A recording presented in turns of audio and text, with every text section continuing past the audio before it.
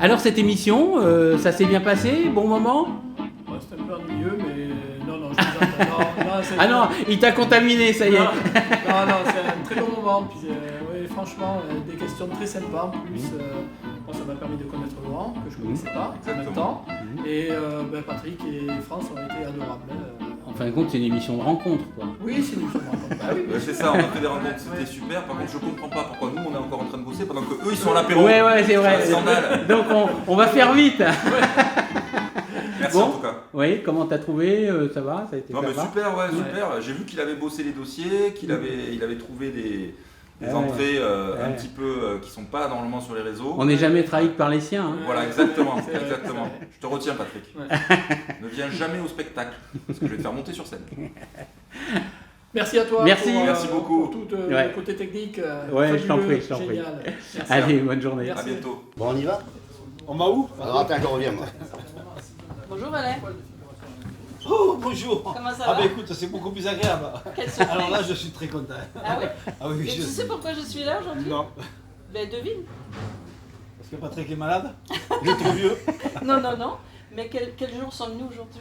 Oh là là. Ah, Journée pour les hommes. ça commence. Voilà. La journée internationale du droit, des droits des femmes. Des droits de la femme. Bon, D'accord. alors, dis donc, je Alors là, vais c'est te poser le piège, une c'est question. le piège. Et là, tu vas pas me faire le coup comme tu fais à Patrick. Hein? Écoute. Alors écoute, qui recevons-nous aujourd'hui? Alors écoute-moi, je te promets que c'est la vérité. Je ne sais Oh, pas. c'est pas sérieux. Parce que Tu n'as pas révisé encore? j'ai rien révisé. Je te Bon, promets. En alors. plus, comme c'est la journée de la femme, ça va être à toi l'honneur. Je vais t'écouter. Bon. Voilà. Alors aujourd'hui, nous recevons Laurent Pitt, qui est humoriste, comédien, et nous recevons aussi Philippe Roussel, artiste peintre de Nîmes. Allez, on y va? Je te remercie pour la surprise, parce que vraiment, je m'attendais à Patrick. C'était prévu. Et ça me Allez, fait plaisir. allons-y.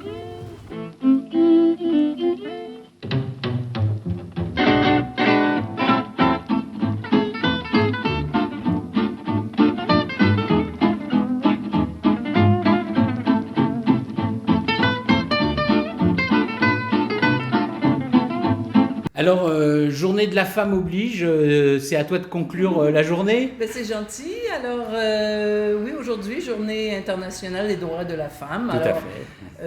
bon, ben, dans Tête à Tête, on aime bien faire des petites choses cocasses. Et puis, j'ai pris grand plaisir aujourd'hui à surprendre Alain, surtout, dans l'intro. Et puis, de faire l'intro de l'émission. C'était un honneur. Et puis, ça m'a plu. Voilà, ça a été un bon moment. Oui, alors merci à toi. Et Voilà, à je bientôt. t'en prie. Merci. Bonjour à tous et merci pour votre fidélité. Vous êtes bien dans l'émission Tête à Tête, aujourd'hui en cette journée internationale des droits de la femme. Alors, simplement, ce n'est pas Patrick, comme vous pouvez voir, c'est moi juste pour vous donner un petit message. Alors, et vous dire que Patrick a reçu Hélène Mordac, la présidente de l'association Via Femina Fama, dans le cadre de l'émission Un petit moment avec, une émission que vous pouvez visionner sur la page Facebook de cette émission. Alors, pour ceux qui l'ignorent, Via Femina Fama vient en aide aux femmes victimes de violences conjugales et offre une permanence d'avocats des violences intrafamiliales du Conseil national des barreaux de Nîmes pour une mise en relation urgente des victimes. Pour faire appel à ce service, le numéro est le 07 84 00 64 69.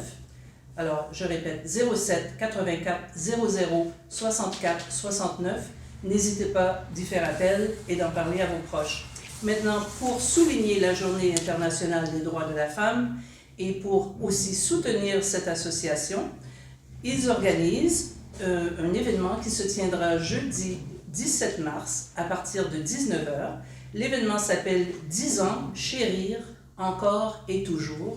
Et ce sera une soirée de vente aux enchères d'œuvres d'art qui se tiendra à la Maison des professions libérales à Nîmes, au 85 allée Norbert Wiener. Et le numéro de téléphone pour réserver est le 06 68 44 40 61, 06 68 44 40 61. Voilà, c'est le message que je voulais vous donner aujourd'hui. C'est important. Et alors, à très bientôt. Je laisse maintenant la place à Patrick. Bonjour à toutes et merci encore de votre fidélité. Nous voici de retour après quelques jours très difficiles. Ce satané Covid en fin de course a frappé ça nous invités. Nous recevons ce matin dans le salon du W chez Alain Moula 2 artistes différents. Il nous tient à cœur de mettre en lumière les artistes justement afin qu'ils puissent s'exprimer. Nous accompagne ce matin Alain Moula, co-animateur. Bonjour Alain. Bonjour Patrick, je suis un peu déçu aujourd'hui, tu vois. Oui. Parce que je pensais bien passer la journée. Avec ma femme. Ouais, ta Avec femme. ma femme m'accompagne. T'accompagnes, oui, c'est pareil. Jérôme. Je m'habitue, tant pis. Ouais, ouais. Alors dans ces cas-là, moi je passerai ma journée avec la tienne. Ah, bon, non, on va rester comme ça. Alors. Tout va bien. Jérôme Puech, merci, et sa chronique nimoise, des nimoiseries. Bonjour Patrick, oui, on va parler de la feria. On va pas... Oh là. Oh, Oh. Exceptionnellement, j'ai demandé à Richard de nous faire une rubrique côté rue du chapitre à l'atelier de Philippe Roussel. Nous retrouverons la question de France, la plus nimoise des Québécoises, et Richard Ravo, et une nouvelle fois à la vision et à la réalisation de cette émission. L'art est destiné à toucher les sens et les émotions du public. Il peut s'agir aussi bien de peinture que de sculpture, que de théâtre, d'impro et même de clown. Messieurs, bonjour, soyez les bienvenus. Laurent Pic, comédien, auteur, compositeur, en fait, tu fais tout. Compositeur, je crois pas, mais peut-être Tu potentiellement. chantes pas, tu chantes pas, non. Pour toi, je peux faire la sérénade, Patrick. C'est pas Je peux possible. essayer, mais c'est pas dans mes compétences. Et je suis ravi d'être là en tout cas. Mais en tout cas, nous aussi, ça nous fait plaisir. On aime les artistes, Ah, les super. humoristes. Moi, je t'ai vu sur scène. Oui. Tu m'as fait vraiment rigoler. Ah bah c'est l'objectif, tant mieux. Ouais, c'est le but, hein. Merci. Parce que Patrick. tu ne fais que rire, toi. Je ne fais que rire, je sais Et pas. faire rire. On essaie en tout cas. Après, est-ce qu'on y arrive volontairement, je sais pas. Parfois on rit peut-être de nous, mais on essaie d'apporter de la légèreté. On en reparlera tout à l'heure. Toi aussi, tu es un artiste. Oui, Tu t'exposes. j'espère. Hein. Ben, on le sait très bien. On le sait très bien. Tu es connu, reconnu quand même ici à Nîmes. Oui, je pense, oui, avec le temps, progressivement, effectivement, je commence à avoir une certaine aura, oui, sur la ville. Tu dois J'espère. être un artiste coté, ça rapporte bien, ça fait bien gagner sa vie. Pas forcément, pas Ouais, forcément. Ça permet effectivement d'asseoir un petit peu son travail et de sécuriser les gens qui achètent. Ouais. Mais c'est pas un gage de vente facile. Mais être coté, c'est avoir déjà une valeur. Qui est-ce qui donne ces cotes? Ah, la cote, elle est établie par des commissaires-priseurs, par les salles des ventes, par les galeries avec lesquelles on travaille, la qualité des galeries aussi, le prix auquel les galeries vendent, et puis il y a une évolution sur le marché qui se fait naturellement, et puis à un certain moment, on demande, je crois qu'il faut vraiment faire la demande de toute façon, à avoir une cotation pour essayer d'avoir un prix qui justifie un travail, mais qu'on retrouve chez tout le monde de la même façon. On l'attribue à tout le monde. Ben, tout le monde se base sur la cote de l'artiste pour établir le prix de vente de la toile Ça, c'est ou du intéressant. papier. Voilà, il y a ça des y est. femmes qui ont la cote auprès de toi, Ouais, non ouais. Tu m'avais dit. Voilà. Il est rigolo. Il essaie de t'imiter. Non mais c'est bien, il essaie. C'est bien qu'il essaie. Modestement.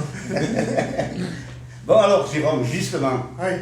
venons-en à ta chronique. Alors, après l'affiche de la feria, que nous proposes-tu? Tout simplement, c'était samedi, ça se passait au bar de Napoléon, pas loin du lycée d'Odé où tu étais, non? Tout à fait. Pendant quelques années. J'ai passé plus de temps au bar Napoléon qu'au lycée d'Odé. Hein. Voilà, justement. Donc le bar Napoléon accueillait un anniversaire, les 70 ans de la feria de Nîmes. Et je vous propose de lancer d'abord le générique de la chronique. Je voulais te poser des questions. Oui. Est-ce que le boulevard Victor Hugo était fermé comme on l'avait demandé les organisateurs privés? Ah, pour être sur place, j'ai pu constater que non, le boulevard n'était pas fermé. Il pouvait y avoir un accident. Parce qu'il y avait du monde devant le Napo. Oui, c'est vrai, il y avait une certaine foule. Ça veut dire que ça veut dire peut-être que ce sont des organisateurs privés qui n'ont pas fait la demande. Je crois qu'ils ont fait la demande à la mairie et que la mairie a refusé. Merci. Ouais. Allez, ton sujet. Allez, on regarde, je vous propose d'abord de lancer La la chronique.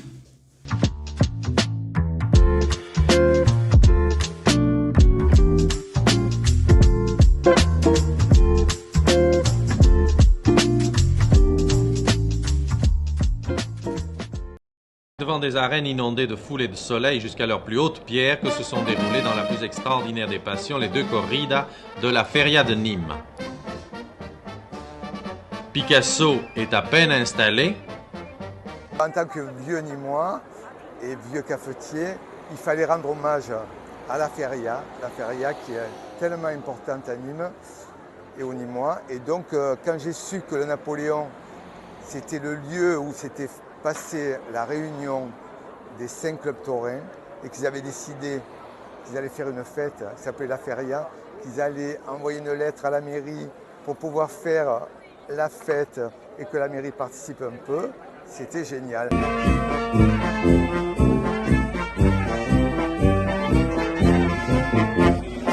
Ce qui était génial, c'est de se retrouver entre Nîmois de plusieurs générations pour cette soirée anniversaire. Ce fut l'occasion de remuer ses meilleurs souvenirs de Feria après 70 ans de fêtes mémorables. La Feria ou le mariage de Mourouzi. Ça a été, et les années Bousquet, je pense que ça a été les plus grosses. Voilà, ça c'est ce qui nous a marqué, nous, dans les 20 ans de Napoléon qu'on a fait. Rendre aussi un clin d'œil à la fois à Christian Moncouquiol, puisque bon, cette fameuse corrida dont il avait tauré en mano à mano avec Victor Mendes, et malheureusement la conjonction a fait que Victor a été blessé au premier taureau, et dont il a affronté les 6 taureaux. Restera pour moi un des grands souvenirs de la Feria. 50 ans, justement, j'en parlais il y a 5 minutes, on avait fait une semaine de Feria du mardi au lundi. Et je me dis que peut-être on pourrait refaire une semaine de Feria, ce serait sympa. Une fois une corrida avec lui, c'est peu de temps après qu'il ait perdu les arènes de Nîmes. Il avait un peu plus de 80 ans et il regardait avec son œil de professionnel. Et à un moment donné, il a posé sa main sur ma cuisse. Il m'a dit, alors, je ne sais plus le terme exact, j'ai pris une claque, un truc comme ça, mais je reviendrai. Voilà, c'est cette race d'hommes qui s'arrête quand la vie s'arrête. Voilà, c'était ça Ferdinand Aimé. Parti de rien du tout. Parti de rien du tout, comme la Feria de Nîmes le 5 mars 1952 au premier étage du bar Le Napoléon. Rendez-vous le 2 juin pour aborder une nouvelle édition de la fête, une fête qui donne à Nîmes son image et sa notoriété dans le monde entier. Jérôme, pour cette excellente chronique. Merci, merci d'avoir regardé. Moi, je voulais te poser une question peut-être à Philippe. Oui. On voit Picasso dans le reportage. Oui. Est-ce qu'à Nîmes, on a bien mesuré cette époque-là où les plus grands artistes, peintres ou pas peintres d'ailleurs, venaient aux corridas, venaient participer, il y avait une effervescence incroyable. Oui, c'est vrai. Oui, moi je trouve ça formidable parce que c'est de l'art de toute façon. L'art tauromachique, l'art pictural peuvent effectivement avoir une interaction, hein. Picasso, c'était certainement la grande époque que je n'ai pas connue, mais voilà, toutes les années, on a la chance d'avoir un artiste qui nous crée une œuvre, hein, autour de la Feria, plus ou moins festive, plus ou moins tauromachique, voilà, tous les... Qu'est-ce que tu penses de l'affiche qui a été retenue cette année? De cette année, moi, Bulès, c'est un artiste que j'affectionne particulièrement, j'adore Bulès dans son travail. Le choix de l'affiche cette année, c'est peut-être pas le choix que j'aurais formulé dans le travail de Bulès, parce que il est peut-être un petit peu moins festif que certaines affiches précédentes, mais bon, voilà, tous les travaux se méritent. Et le fait qu'il ne soit pas nîmois, c'est pas un problème. L'art n'a pas de frontières, de toute façon, voilà, pour moi, c'est pas un souci. Picasso n'était pas nîmois non plus, et voilà. Et Picasso n'était pas nîmois? Non, Picasso. Il y a de l'information dans cette émission, c'est pas mal. Alors, un Nîmois qui est allé à Montpellier. Ne me montre pas du doigt. Est-ce que toi, tu as fait des férias au Napoléon ou ailleurs? Est-ce que tu as un souvenir de feria? Je n'ai jamais fait la feria, je ne bois que du Perrier. Et évidemment que j'ai fait la feria, j'ai fait beaucoup la Un souvenir feria en particulier? Là, oui, j'ai un souvenir en particulier. J'étais avec à l'époque, on était étudiants à Montpellier et avec un ami, je lui dis, viens, on va passer une soirée à la feria. Il me dit, non, je peux pas, demain j'ai un partiel. Je dis, si, on va passer, mais on sera sage. Il me dit d'accord, il m'accompagne, et à un moment donné dans la soirée, je ne l'ai plus vu, il s'est dit, je pense qu'il faut que je m'en aille, parce que demain j'ai mon partiel. Le problème c'est qu'il avait un peu consommé des produits locaux, et il a pris le train, et quand il s'est réveillé, ça parlait espagnol autour de lui. Il n'est pas allé à son partiel le lendemain. Belle anecdote. On parlait tout à l'heure justement des corridas et des esprits feria. À une époque où Bousquet était là, mais il y avait beaucoup de showbiz, C'était bien de venir dans les arènes, de se montrer. Maintenant, il ne faut plus se faire voir. Des taureaux, c'est pas... Oui, c'est vrai que ça. Oui, c'est vrai, ça a changé effectivement. Après, bon, l'approche sur la tauromachie, moi, j'ai pas d'avis particulier parce que moi, je vais pas au corrida, voilà. Mais bon, par contre, j'aime faire la fête, ça c'est certain. Voilà, donc la feria, moi, j'aime beaucoup et c'est pour ça que je reviens sur l'affiche de la feria. Je trouve qu'elle manque un petit peu de ce côté festif qui fait quand même que la fête est là, parce que tout le monde ne va pas aux arènes tout le temps. Voilà, il y a la fête dans les rues, il y a la musique, etc. Voilà, mais voilà, bon, je sais pas quoi en penser de plus. Mais il a raison parce que les arènes, c'est 30 000 spectateurs maximum dans une feria, et c'est 1 million de personnes à Nîmes, qui viennent à Nîmes. Donc 30 000, 1 million de personnes, on voit que... Oui, le ratio est... Mais Nîmes est belle le matin aussi d'une fête. Bien sûr, mais bien sûr. Tout est propre, il n'y a plus de vomi par terre, ça a été bien nettoyé. Enfin, la société Océane qui nous sponsorise. Tu aurais pu faire un sketch là-dessus. Oui, le problème c'est que le matin en général je suis pas en état d'aller voir Nîmes. Qu'est-ce que tu en penses de tout cela, mon cher Alain Moula? Alors, moi, la tauromachie, je suis né à Nîmes, à Route d'Alès, comme je le dis à chaque fois, donc ça fait partie de mon patrimoine. Maintenant, je ne suis pas un fanatique comme toi de corrida, c'est pas quelque chose qui me... Mais je respecte ça parce que je trouve que, quand même, que les messieurs qui se mettent en face de ces taureaux... Ah, il faut du courage. Il faut du courage, hein, ça c'est évident. La feria, je ne suis pas fan. Hein. Moi, je suis ni moi, mais je ne suis pas fan de la feria parce que pour moi, la feria, autant la journée c'est agréable, mais le soir c'est pas ma ville, c'est pas mon truc. Comme tu disais, tout le monde pisse partout, il y a de l'insécurité. Oui, enfin, il faut quand même du courage pour se mettre en face d'une bouteille de pastis aussi. Faut le dire.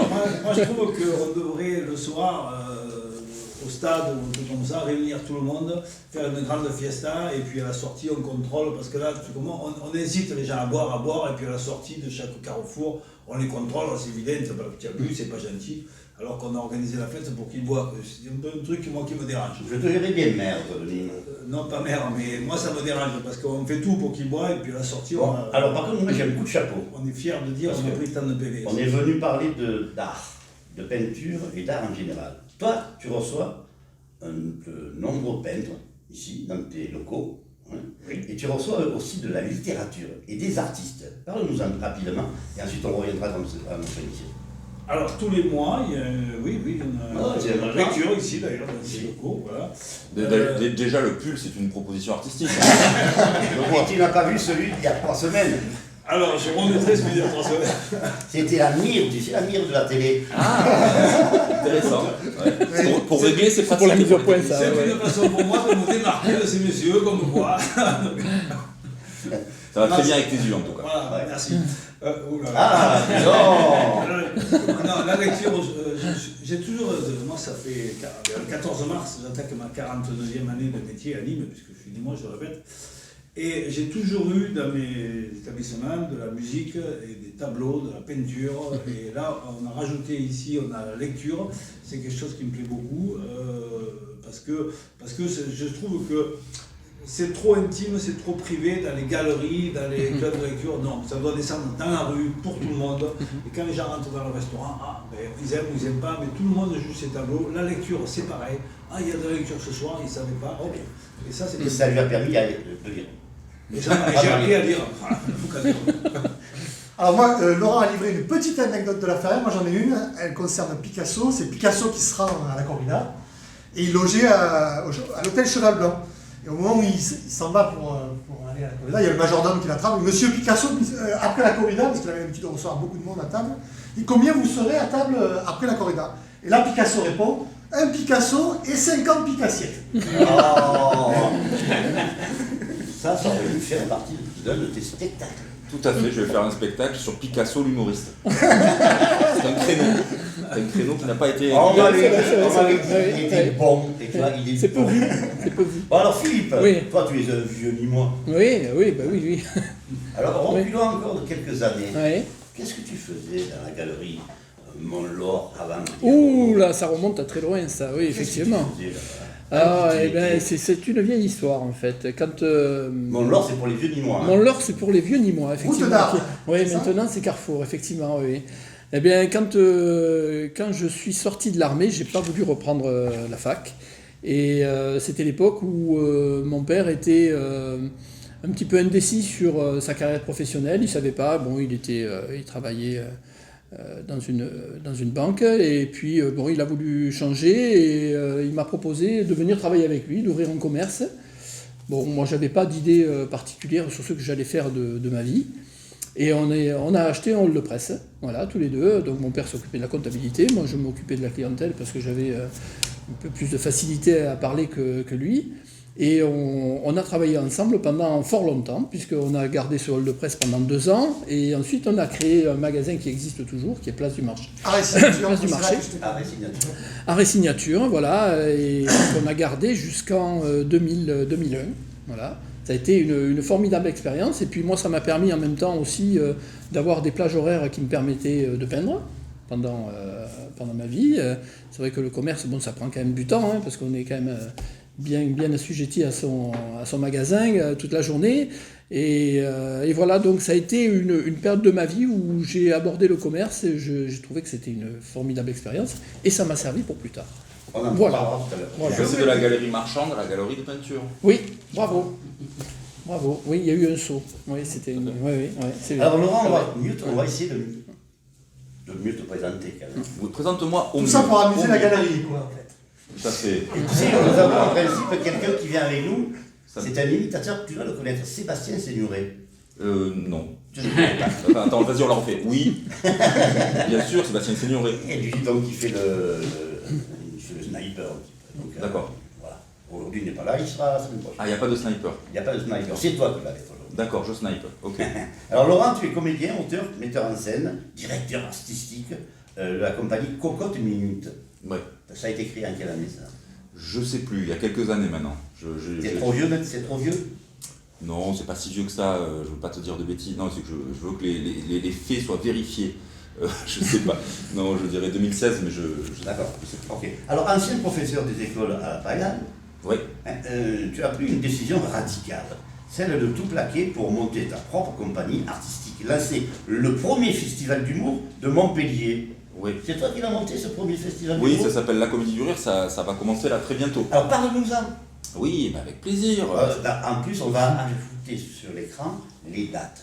Super, voilà, je crois que c'est du 11 mars, c'est-à-dire vendredi, au 9 avril.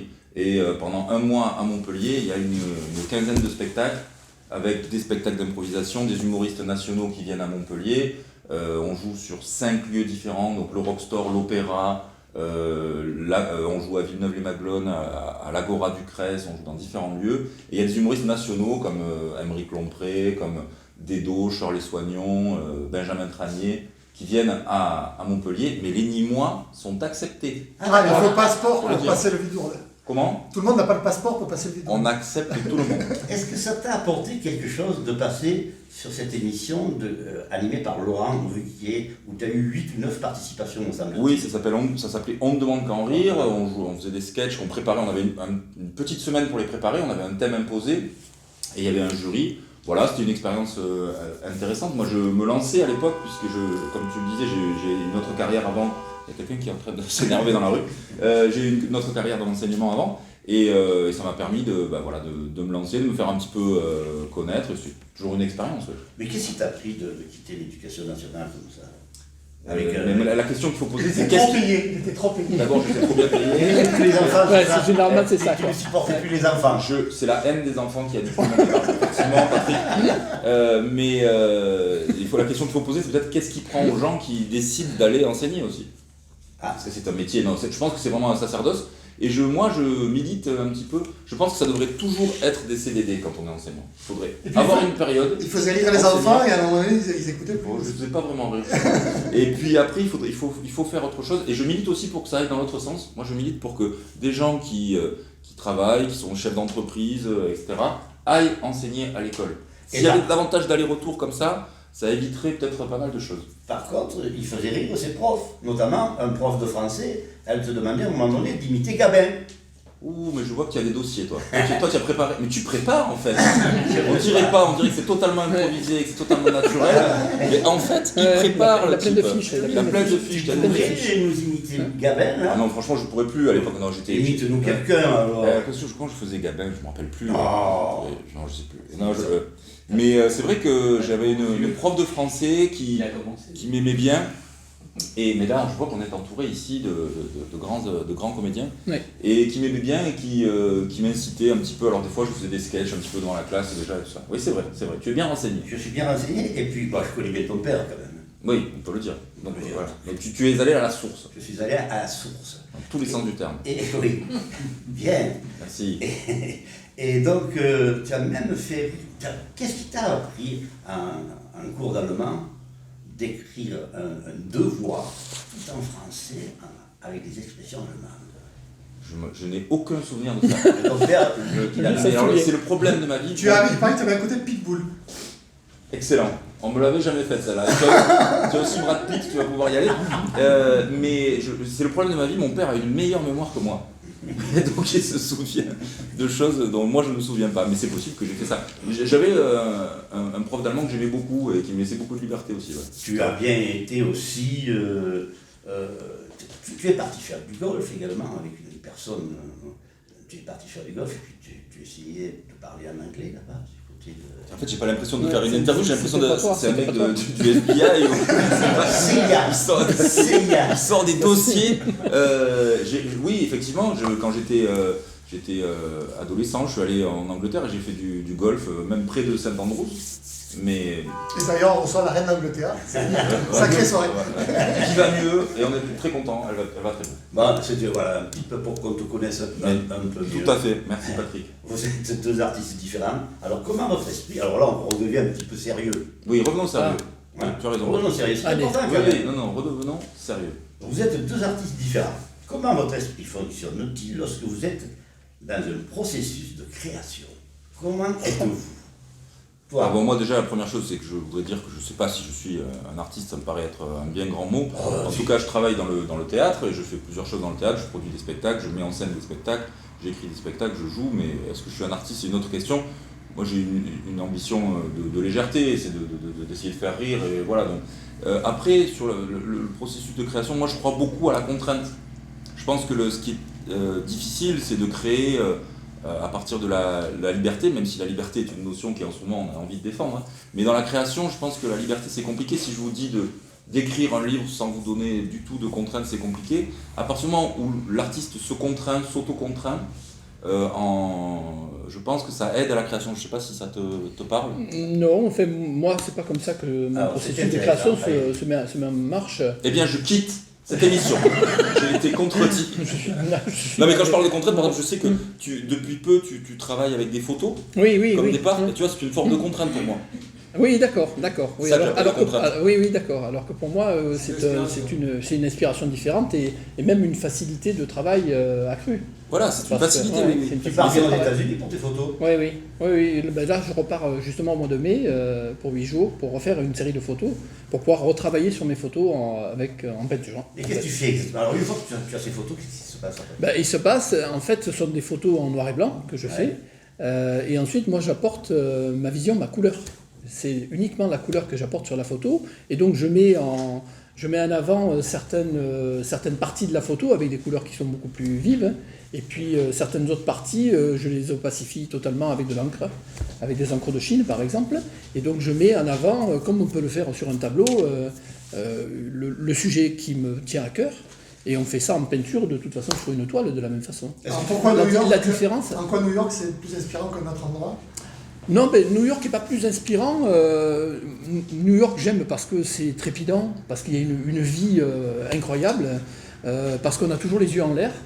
Et moi, j'aime beaucoup cette vision de la ville où il y a un brouhaha incroyable et dès qu'on s'élève un petit peu, on est dans le calme, on entend les oiseaux. Et moi, c'est vraiment... Il y a une dualité dans cette ville qui est particulière, mais chaque fois que je pars en voyage, je fais des photos. Là, on est parti en Guadeloupe chez un ami. J'ai fait des photos de la Guadeloupe. Je ne sais pas si j'aurai l'inspiration pour y travailler dessus, parce que la Guadeloupe est excessivement colorée. Et donc, la repasser en noir et blanc, ça modifie énormément le paysage. Ça change beaucoup. Quoi. Ça change également des Cévennes, de Saint-André de Valbord. Oui, c'est vrai, oui, je vois que tu viens enseigner, effectivement. Et oui, ça change des Cévennes. Mais bon, là, les Cévennes, c'est ma source, c'est ma famille. On est d'une famille de Cévenols. On a une maison dans les Cévennes depuis la guerre, puisque ma grand-mère avait acheté une maison pour échapper au bombardement et protéger mon père dans les années 40. Et depuis, c'est devenu le lieu de retrouvailles de tout le monde. Je crois que vous c'est avez notre maison, quand même. quoi. Est-ce que la Corse vous inspire? Parce que vous aimez la Corse tous les deux. Oui. Est-ce qu'elle vous inspire? Toi, tu aimes la Bretagne également pour être ressourcé au calme, sans voiture. Oui, j'aime les îles en fait. Voilà. Donc en Bretagne, je vais sur une île effectivement où il n'y a pas de voiture, il n'y a pas d'internet, il n'y a pas de téléphone, il n'y a rien. Et j'aime beaucoup aussi la Corse, j'aime les îles grecques. Je crois que j'ai une passion pour les îles. Donc la Corse est en Bretagne, je me rappelle. La Corse, avec le réchauffement climatique, on y arrive progressivement. Il va falloir attendre un petit peu. Pour les mentalités aussi. Faut faire attention. Hein. Tu sais. Je crois qu'ils ont les mêmes détonateurs. Alors, quels sont tes peintres qui t'inspirent? Les peintres? Ouais. Ah, oh là, Il y en a deux. Il y en a beaucoup, enfin il y en a eu plusieurs. Les deux principaux. Ah, les deux principaux. Ah, je sais Il y en a pas. un qui s'appelle Anthony Tapi. Anthony Il pose Tapies. des questions, mais il veut que tu donnes les réponses qu'il Oui, a prévues. mais mais j'en aurais parlé parce qu'Anthony Tapies, c'est un peintre qui est, pardon. Tapies, c'est un artiste catalan qui est décédé maintenant, mais Oui. qui m'a inspiré pendant très très longtemps. Parce que Tapies, il a un côté mystique dans sa peinture et il a une abstraction qui, pour moi, parle. Ça raconte quelque chose de fort, de très très fort. Ce sont des couleurs catalanes, hein, c'est du noir, c'est du brun, c'est un rouge de terre. Hein. Et il a été pendant très très longtemps ma source d'inspiration principale. Bon, depuis ça a changé. Oui. Ma peinture a un petit peu changé aussi, on évolue hein, toujours. Et... Beaucoup plus de couleurs, tu apportes toi? Oui, j'apporte plus de couleurs, même si les couleurs restent quand même assez ténues, assez tendres, toujours. Est-ce que tu pourrais commencer, débuter une œuvre par le noir, par exemple? Ah oui, ça je l'ai fait et je continue à le faire, oui. Et je le fais de façon régulière, hein, parce que ça m'attire toujours, et c'est toujours ta pièce qui est présent, hein, avec le noir. Mais progressivement, je pars dans des travaux qui sont un petit peu plus doux, un petit peu plus tendres, un peu plus figurés aussi en même temps, même si je reste à la frange entre figuration et abstraction. Et puis je fais fabriquer mes couleurs, parce que j'aime bien les couleurs rompues, ces couleurs qui donnent l'impression d'avoir été peintes il y a 50 ans, 100 ans, qui se sont fanées avec le temps. Il y a un petit côté nostalgique dans ma peinture, que je retrouve chez Nicolas de Staël, dans ses teintes, avec ses gris bleutés, ses bleus gris, ses gris verts. Et voilà, donc en fait, au fil du temps, ma peinture s'est un petit peu modifiée. Et aujourd'hui, elle est un petit peu plus douce qu'elle ne l'était avec ta pièce, quoi. Ça, c'est certain. Tu les fais fabriquer où, ces couleurs? Je les fais fabriquer à la seigneurie. Oui. Avec des couleurs acryliques mat, avec une couleur qui est avec une peinture qui est très aqueuse, et que je travaille au couteau, puisque je travaille essentiellement au couteau.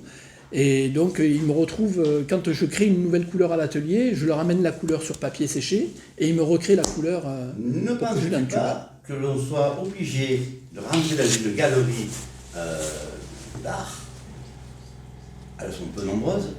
Oui, de moins en moins du reste. Est-ce que vous ne pourriez pas, vous les artistes, organiser quelque chose et mettre toutes vos œuvres à l'extérieur et faire proposer tout ça à nous-mêmes? Je ne sais pas sous quelle forme, sous forme d'exposition. Bien souvent, il existe des braderies, c'est pas le cas. Ouais. On sort, vous sortez, vous, tous les artistes, vous sortez vos œuvres. Ah oui, oui, ça bien sûr, mais moi j'aime bien organiser des choses comme ça. Une feria des tableaux. Une feria des tableaux. J'aime bien le faire, par exemple, sur le square, vous voyez, organiser un week-end où tous les artistes nîmois ou de la région viennent et exposent et présentent leurs œuvres. Un regroupement de tout ça pour faire connaître cette vie à tout le monde, au grand public, quoi. Oui. Pourquoi rester dans vos galeries enfermées où c'est très intimiste? Absolument, c'est vrai. J'aurais une question, si tu permets. Oui, On a le Covid, on a la guerre aux portes de l'Europe, on a les élections. Aujourd'hui, pour vous, est-ce que vous trouvez qu'on a encore plus de demandes de loisirs, enfin d'humour et de peinture, ou est-ce que vous pensez que vous avez au contraire, en ce moment, c'est plus difficile? Est-ce que comment vous voyez? C'est bien tous les deux. C'est paradoxal. Ouais. Il y a à la fois une inspiration des gens à un peu se détendre, etc. Mais il y a aussi un repli sur soi. On a pris l'habitude de rester chez soi. Moi, je fais du spectacle vivant et je célèbre le spectacle vivant parce que je trouve que c'est toujours un moment unique de se retrouver pour un spectacle. Et c'est vrai qu'on sent aussi une frilosité. Et donc, on encourage les gens, surtout qu'à partir du 14 mars, il n'y a plus de passes, il n'y a plus de masques, donc on va pouvoir faire des spectacles, se voir, entendre les rires et voir les sourires. Et puis je me dis que même si face aux événements dramatiques qui se passent dans le monde, on ne sert pas à grand chose, eh bien on est un peu une façon de célébrer la liberté dont je parlais tout à l'heure. Et la liberté, on a tendance à la prendre pour acquise. Et il faut se rappeler que c'est toujours un combat. Et donc, tant qu'on peut en profiter... et c'est une soupape de sécurité. Tout à fait. Tout à fait. Maintenant, la question de France. Générique.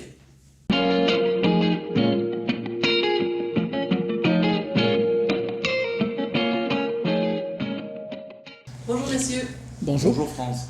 Alors, ma question aujourd'hui. Vous venez d'évoquer le monde actuel qui est un peu dramatique. Je trouve, peut-être que vous partagez mon opinion, que ça crée une espèce d'urgence en nous. Il y a ça. Il y a aussi le fait qu'on avance tous en âge. Hein, et à un certain moment donné, on regarde en arrière et on regarde en avant. Le chemin est plus long derrière que devant. Pour vous deux, à travers votre art, quel est le message que vous aimeriez laisser en héritage? La chose que vous voulez qu'on retienne de vous. Et là, je parle de votre art dans sa globalité. Et ça s'adresse aussi bien à ton art, Laurent, qu'au vôtre, certainement. Moi, j'aimerais bien qu'on retienne la douceur dans mon travail. Voilà. Bien, ça. Oui, moi, je suis quelqu'un de très calme, de très méditatif. J'ai un travail qui, pour ceux les spectateurs me disent, est très calme, très reposant, et moi j'aimerais bien que effectivement ça perdure. Ça se voit dans vos œuvres parce que c'est calme en effet. Il y a souvent la mer, souvent des espaces vides, et ça incite un peu à réfléchir, à se poser. Un repos. Un repos. Oui. Alors c'est bien. Mais oui, voilà, si ça reste comme ça, je serais ravi. Et Laurent? Je ne sais pas si j'ai la prétention d'avoir un message, mais peut-être le fait d'apporter du rire et du sourire face à l'absurde de ce qui se passe dans le monde et l'absurdité de notre condition. Oui. Voilà. On est fini, on vit dans un univers dont on ne sait pas trop comment il fonctionne, et je pense que le rire et le sourire est un moyen de supporter tout ça. Donc peut-être un soulagement. Merci France. On va avancer. Merci. Allez, merci. Merci. Toi qui as fait de la radio, qui continue à faire de la radio, il est plus facile. Est-ce qu'il est difficile de faire rire à la radio? Oui, c'est pas le même exercice. C'est pas le même exercice que le théâtre. La difficulté de la radio, c'est que paradoxalement, il faut créer des images à la radio.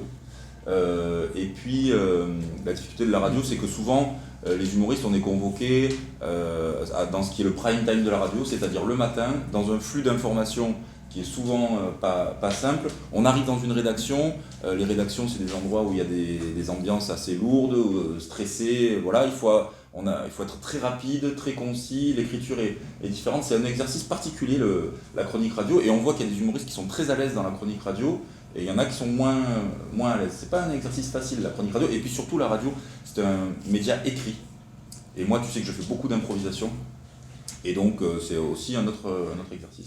Alors, nous allons regarder un extrait d'un de tes sketchs, tout simplement. Qui est excellent, je crois. C'est le meilleur. Le meilleur. Je ne sais pas si c'est le meilleur, mais il est excellent. Alors, Attends, la semaine dernière, j'ai lancé des cabarets poétiques. On a fait des lectures de Fréhel, Charles Dumont, Brassens, Barbara. Bon, mais tu sais, quand tu fais du qualitatif, les gens te suivent. On a fait 12 payants. Non mais attends, c'est convivial, tu vois, à la fin, ce que je fais, c'est que les gens carrément me rejoignent sur scène, tu vois, s'approprient les textes, alors j'avais sorti un cubi de blanc, tout le monde rajoute un euro à la fin. Non, c'était vraiment sympa. Moi, tu sais, un comédien comme toi, je vais te dire un truc, un comédien comme toi, qui vient du café-théâtre, et qui carrément s'aventure vers le texte, tu vas avoir du monde. Ah si. Si, tu sais, un spectacle comme ça, tu devrais l'aligner. Tu as l'intention d'aligner? Aligne-le. Merci pour ce sketch, franchement, ce spectacle. Je ne sais plus où tu l'avais tourné. Dans ma tête, je l'ai tourné un petit peu partout où on voulait de moi, et je le joue dans pas si longtemps à la Baie des Singes en Auvergne. J'invite les Nîmois à venir en Auvergne. Non, j'en reviens pas. Ça dit un peu plus chaud, c'est tout. Non, je joue le 1er avril un autre spectacle qui s'appelle Viens me voir à Pouls. Pouls, c'est on viendra. Grâce à. Quels sont les organisateurs? Alors, les organisateurs, c'est la métropole, l'agglomération de Nîmes, et notre ami Guillaume Robert, qu'on salue.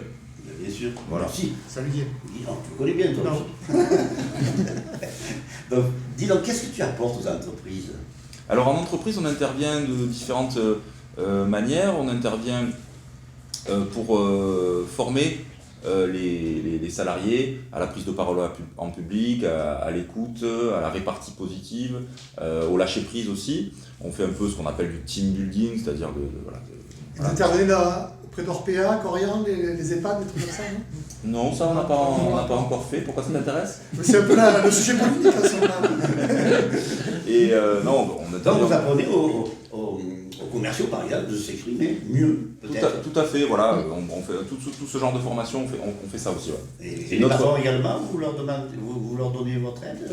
Ouais, ça se passe avec les ça nous arrive d'intervenir auprès des patrons, des PDG, puis on fait aussi des spectacles sur mesure sur les entreprises, en fonction des demandes. Ouais. D'accord.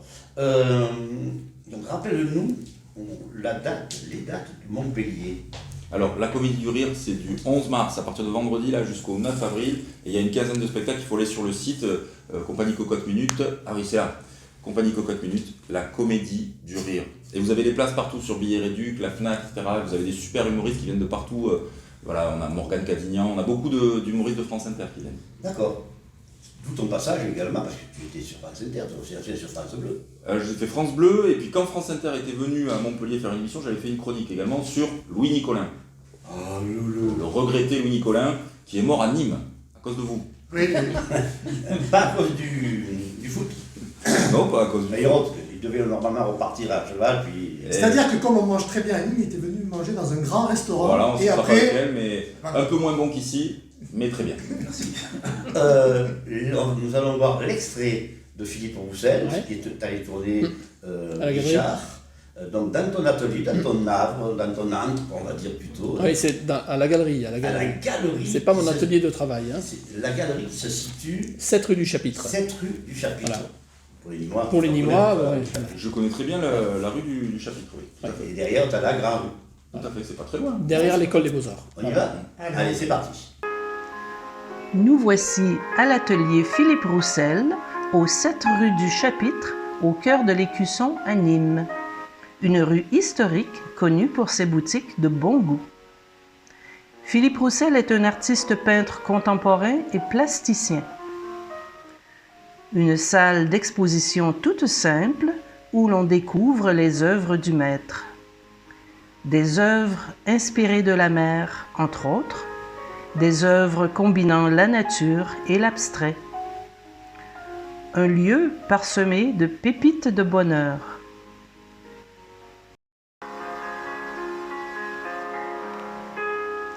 Atelier Philippe Roussel, au 7 rue du Chapitre, à Nîmes.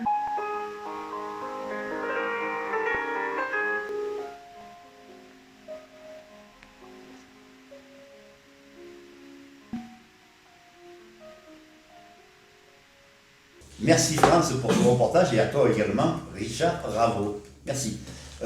Dernière question, s'il te plaît. Je voudrais savoir si vous avez un moyen de vous concentrer avant ton spectacle ou avant de peindre. Est-ce que vous pouvez faire ça comme ça, ou est-ce qu'il vous faut un peu de recul et vous mettre dans des conditions spéciales, ou est-ce que vous avez une préparation spéciale? Je ne parle pas pour l'inspiration, je parle pour la concentration. Moi, généralement, avant de peindre une toile, j'y ai pensé pendant longtemps. Voilà, la toile, c'est l'aboutissement d'une réflexion qui peut prendre une semaine, 15 jours, un mois des fois. Donc il me faut me concentrer sur un sujet, un thème, y penser, et à partir du moment où je commence à avoir la toile qui se visualise devant mes yeux, je démarre mon travail. Voilà, mais c'est toi qui vas décider, tu dis je suis prêt à n'importe quel moment de la journée, hop, j'y vais. Oui, mais ça m'arrive effectivement, et ça, d'où l'avantage d'avoir l'atelier à la maison, c'est de pouvoir aller peindre 5 minutes si j'en ai besoin, un dimanche matin à 6h. C'est voilà. Pas à dire quand on est fait 8h au midi. Non, absolument pas. 15 avis. Absolument pas. Et toi, Laurent? Alors moi, je me mets nu, je bois 5 litres de rouge et je cours dans la rue. Non, je t'ai jamais eu courir par contre. Vous comprenez pourquoi il faut impérativement aller le voir. Oui, il faut venir nous Il voir. faut aller le voir. À Pouls, rappelle-nous Pouls sur Le 1er avril. 1er avril. Le 1er avril. C'est un poisson à ou quoi? Pouls. Non, c'est pas un poisson, non, c'est le Non. 1er avril. Moi j'ai une question pour Laurent, peut-être la dernière de l'émission. J'ai pas ma réponse. Non. Alors, on essaie d'atteindre ce qu'on appelle le lâcher prise. Et pour être en lâcher prise, on fait des exercices de respiration, on s'échauffe un petit peu aussi physiquement, vocalement.